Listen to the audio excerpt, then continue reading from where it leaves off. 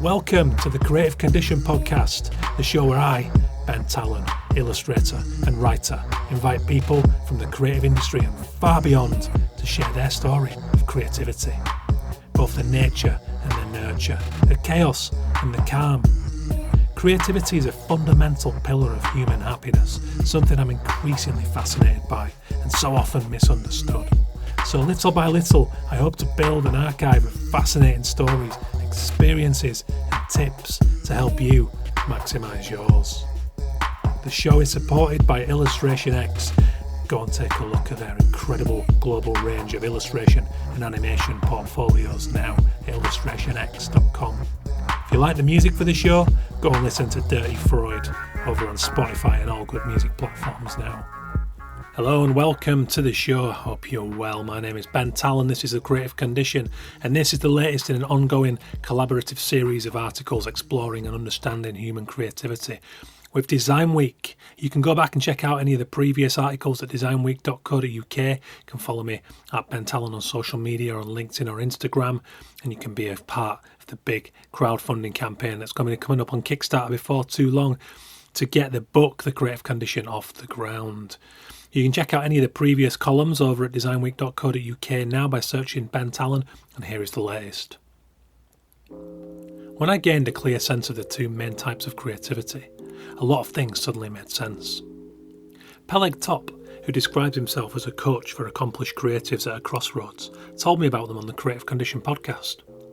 He'd hit a wall and went through the process most of us will be familiar with: unidentified lack of motivation, despair, malaise, a spiritual crisis, he called his. Call it what you like, the unidentified loss of creative spark for our work is a grim experience. What Peleg realised was he'd been neglecting his emotional creativity, using only intellectual creativity in order to run his design agency, and despite financial success and client satisfaction, he'd burned out and lost his way. He put it like this: I've learned of two types of creativity. There's intellectual creativity and there's emotional creativity. We get really, really good at the intellectual creativity part because that is creativity for the sake of solving problems. As creatives, we love solving problems. We love solving problems with ideas, and then we love channeling our artistic talent to manifest that solution in the world. We spend most of our life in that intellectual creativity space. But there's another part of us, this emotional creativity, that needs to be addressed. It's how we express our own authentic voice in the world. Who are we? What do we stand for? What do we believe in? If we don't give that part of ourselves an outlet, that emotional creativity, well, guess what happens? We get stuck.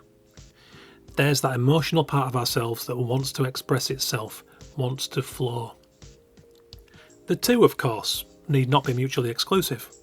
What these new titles gave me was a way to step back, look at my practice at any given time, and see what balance of the two types of creativity I had.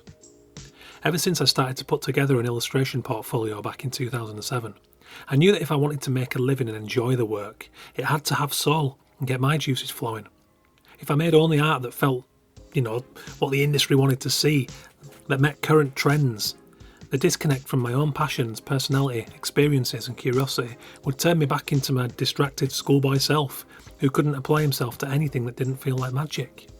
Of course, if I only made art for myself, it would be a hell of a task at such an embryonic stage to earn a living. It is possible. Some people prefer to work another job so they can take their time and do things exclusively on their terms, but it doesn't work for everyone. Even if I could, I wouldn't have known where to start. It would be well-suited commissions that scattered crumbs on the path ahead of me.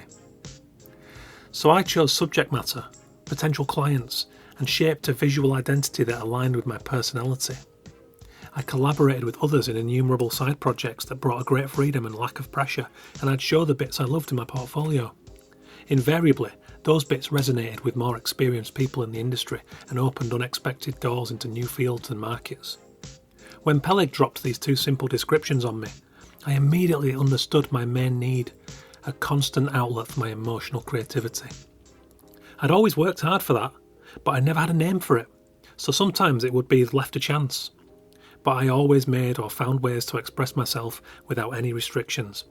Through painting or writing or podcasting or public speaking, I had the power to explore personal ideas, shed sadness, attack injustice, or simply play without an end goal, as if I was still dripping with snot on the nursery school car-themed playmat.